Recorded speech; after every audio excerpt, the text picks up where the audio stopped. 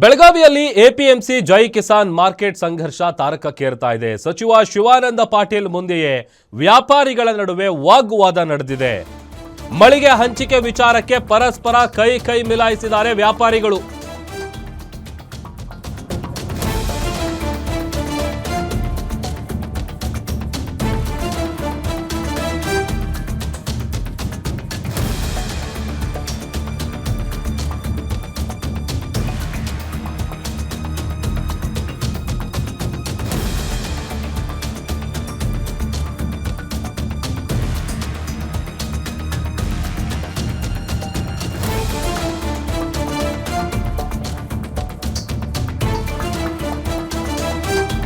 ಬೆಳಗಾವಿಯಲ್ಲಿ ಸದ್ಯ ತಾರಕಕ್ಕೇರ್ತಾ ಇದೆ ಎಪಿಎಂಸಿ ಜೈ ಕಿಸಾನ್ ಮಾರ್ಕೆಟ್ ಸಂಘರ್ಷ. ಸಚಿವ ಶಿವಾನಂದ ಪಾಟೀಲ್ ಅವರ ಮುಂದೆನೆ ವ್ಯಾಪಾರಿಗಳ ನಡುವೆ ವಾಗ್ವಾದ ನಡೆದಿದೆ.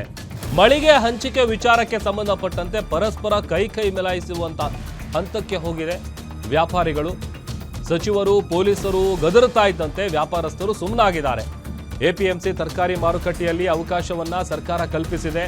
ಅವಕಾಶ ಕೊಟ್ಟರೂ ಕೂಡ ತರಕಾರಿ ಮಾರ್ಕೆಟ್ ಅನ್ನ ಬಿಟ್ಟು ಸಂಡೇ ಮಾರ್ಕೆಟ್ನಲ್ಲಿ ವ್ಯಾಪಾರ ನಡೆಸ್ತಾ ಇದ್ದಾರೆ.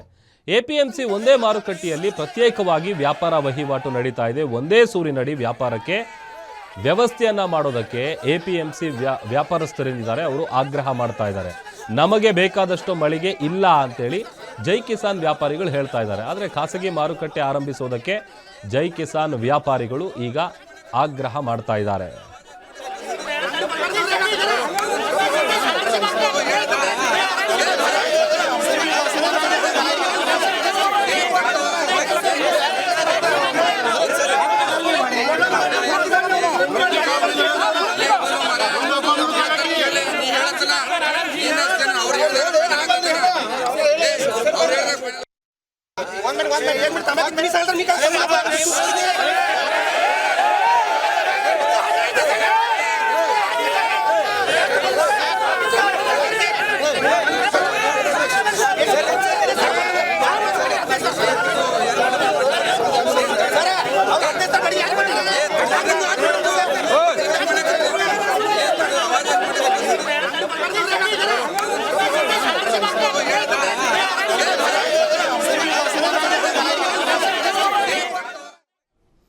ಮತ್ತಷ್ಟು ಡೀಟೇಲ್ಸ್ ಕೊಡ್ತಾರೆ ನಮ್ಮ ಪ್ರತಿನಿಧಿ ರಾಜೇಶ್ ಹೋಗಾರ್ ದೂರವಾಣಿ ಸಂಪರ್ಕದಲ್ಲಿ ಜಾಯ್ನ್ ಆಗಿದ್ದಾರೆ. ರಾಜೇಶ್, ಖಾಸಗಿ ಮಾರುಕಟ್ಟೆ ಆರಂಭಿಸಬೇಕು ಅಂತೇಳಿ ಜೈ ಕಿಸಾನ್ ವ್ಯಾಪಾರಿಗಳು ಆಗ್ರಹ ಮಾಡ್ತಾ ಇದ್ದಾರಲ್ಲ, ಯಾವ ವಿಚಾರಕ್ಕಲ್ಲಿ ವಾಗ್ವಾದ ನಡೀತು, ಡೀಟೇಲ್ಸ್ ಕೊಡ್ತಾ ಹೋಗೋದಾದ್ರೆ?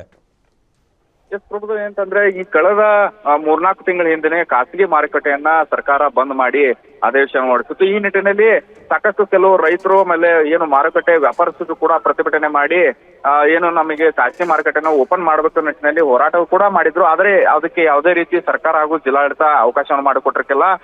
ಏನೋ ಅವರಿಗೆ ಬದಲಾಗಿ ಏನು ಈಗಾಗಲೇ ಎಪಿಎಂಸಿ ಮಾರುಕಟ್ಟೆ ಇದೆ, ಅಲ್ಲಿ ನಿಮಗೆ ಅವಕಾಶನ ಮಾಡ್ಕೊಡ್ತೀವಿ, ನೀವು ಅಲ್ಲೇನೆ ಮಾಡಬಹುದು, ನಿಮಗೆ ಮಳಿಗೆಗಳನ್ನ ಹಾಕಿ ಕೊಡ್ತೀವಿ ಅನ್ನೋ ನಿಟ್ಟಿನಲ್ಲಿ ಅವರಿಗೆ ಭರವಸೆಯನ್ನು ಕೂಡ ಕೊಟ್ಟಿದ್ರು. ಆದ್ರೆ ಇದೆಲ್ಲ ನಡುವೆ ಏನು ಭರವಸೆ ಕೊಟ್ಟಂತ ಮಾತುಗಳು ಸುಳ್ಳಾದ ನಿಟ್ಟಿನಲ್ಲಿ ಇವತ್ತು ಏಕಾಏಕಿ ಏನು ಅಂತಂದ್ರೆ ಶಿವಾನಂದ ಪಾಟೀಲ್ ಸಚಿವರು ಭೇಟಿಯನ್ನ ಕೊಟ್ಟಿದ್ದರು. ಭೇಟಿ ಕೊಟ್ಟಂತ ಸಂದರ್ಭದಲ್ಲಿ ಅವರಿಗೆ ಗೆರೆ ಹಾಕುವಂತ ಕೆಲಸವನ್ನು ಕೂಡ ಮಾಡಿದ್ರು. ಯಾಕಂತಂದ್ರೆ ಇಲ್ಲಿ ಎಪಿಎಂಸಿ ಅಲ್ಲಿ ಇಲ್ಲಿ ಇರುವಂತಹ ಕೆಲವು ಟೆಂಡರ್ಗಳ ಮೂಲಕ ಏನು ಅಂಗಡಿಗಳನ್ನ ಪರ್ಚೇಸ್ ಮಾಡಿ ನಮಗೆ ಬೇರೆ ಬೇರೆ ದೂರಲ್ಲಿ ಇರುವಂತಹ ಅವಕಾಶವನ್ನು ಮಾಡಿಕೊಡ್ತಾರೆ. ಹೀಗಾಗಿ ವ್ಯಾಪಾರದಲ್ಲಿ ನಮಗೆ ಸಾಕಷ್ಟು ಅನಾನುಕೂಲ ಆಗ್ತದೆ. ಆಮೇಲೆ ಇಲ್ಲಿ ಎಪಿಎಂಸಿಯಲ್ಲಿ ರಿಯಾಯಿತಿ ದರದಲ್ಲಿ ಏನು ಮಾರುಕಟ್ಟೆ ಇದೆ, ಈ ರಿಯಾಯಿತಿ ನಮಗೆ ಹೊಂದಾಣಿಕೆ ಆಗ್ತಾ ಇಲ್ಲ ನಿಟ್ಟಿನಲ್ಲಿ ಸಾಕಷ್ಟು ಆಕ್ರೋಶನೂ ಕೂಡ ಹೊರ ಹಾಕಿದ್ರು. ಹಾಗಾಗಿ ನಮಗೆ ಬೇರೆ ಕಡೆ ನೀವು ಅವಕಾಶನ ಮಾಡ್ಲಿಕ್ಕೆ ಕೊಡಲೇಬೇಕು ಅನ್ನೋ ನಿಟ್ಟಿನಲ್ಲಿ ಆಗ್ರಹವನ್ನು ಕೂಡ ಮಾಡಿದ್ರು ಪ್ರಭುದೇವ್. ಆದ್ರೆ ಸಚಿವರು ಕೂಡ ಎಲ್ಲವನ್ನು ಕೂಡ ಕೇಳಿಸ್ಕೊಂಡು ನಿಮ್ಗೆ ಸೂಕ್ತವಾದ ಒಂದು ಭರವಸೆಯನ್ನ ನೀಡ್ತೀವಿ, ಎಲ್ಲಿ ನಿಮಗೆ ಅವಕಾಶವನ್ನು ಮಾಡಿಕೊಡ್ಬೇಕು ಅನ್ನೋ ನಿಟ್ಟಿನಲ್ಲಿ ಸರ್ಕಾರದ ಮಟ್ಟದಲ್ಲಿ ಚರ್ಚೆ ಮಾಡಿ ನಿಮಗೆ ಮುಂದಿನ ದಿನದಲ್ಲಿ ತಿಳಿಸುವ ಮಾತನ್ನು ಕೂಡ ಹೇಳಿದ್ದಾರೆ Prabhudev. Okay, thank you Rajesh.